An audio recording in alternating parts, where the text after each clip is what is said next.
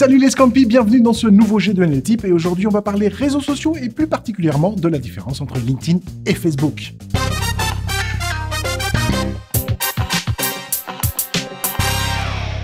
Vous les connaissez, plus besoin de les présenter. D'un côté, on a LinkedIn, le réseau social professionnel par excellence, et de l'autre, Facebook, le réseau social le plus utilisé au monde.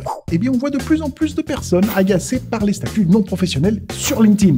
Alors, ça passe des jeux aux énigmes, aux petits chatons, et même aux invitations impersonnelles, où lorsque vous en avez accepté une, eh bien, on vous harponne pour vous vendre quelque chose. Et je peux te dire que ça en a fait gueuler plus d'un. Alors, histoire de vous éviter de passer pour un ado boutonneux sur une plateforme professionnelle, eh bien, voici quelques règles à respecter. Numéro 1. Arrêtez avec les petits jeux et les énigmes pour savoir si oui ou non on fait partie des 4% de gens qui sont moins cons que les autres. Alors non, sachez que résoudre ces petits calculs ne fait pas de vous un génie. Et non, pas besoin non plus d'essayer de savoir si votre réseau est capable d'y répondre aussi. Alors oui, je sais, plein de gens vont y répondre, mais ça prouve seulement que sur LinkedIn, eh bien, il y a de plus en plus d'amateurs. Après, tu peux vraiment choisir de passer pour une andouille, mais ça, c'est toi qui vois. Numéro 2. Vous ne serez peut-être pas à l'origine de ces posts un peu concons, mais sachez que lorsque vous likez ou commentez un statut, ceci est visible pour tout votre réseau également. Et c'est là que tout ton réseau, c'est que 1, tu ne sais pas vraiment compter, et 2, qu'en plus tu t'es fait avoir comme un bleu. Numéro 3.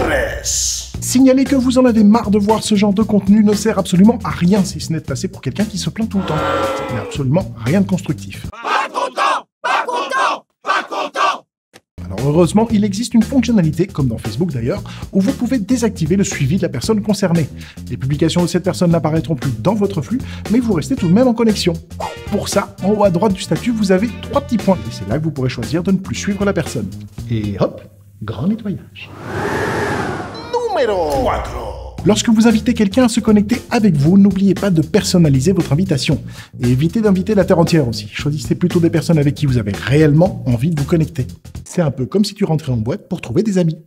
Toi et toi, vous êtes mes nouveaux amis. Si, allez, on y va.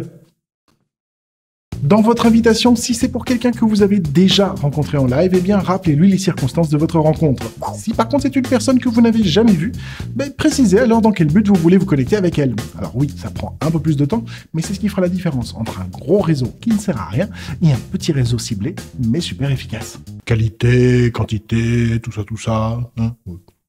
Voilà, c'est tout pour aujourd'hui, et si vous avez envie de partager avec nous ce qui vous énerve sur LinkedIn, eh bien n'hésitez pas à le faire dans les commentaires. Même chose si vous avez des petites anecdotes à nous partager.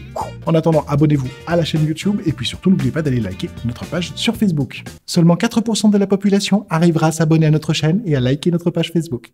Et toi, t'en fais partie ? Bon, sur ce, je vous laisse parce que j'ai mon tracteur qui est garé en double fil, et puis j'ai envie d'un gros boulet lapin, donc des bisous.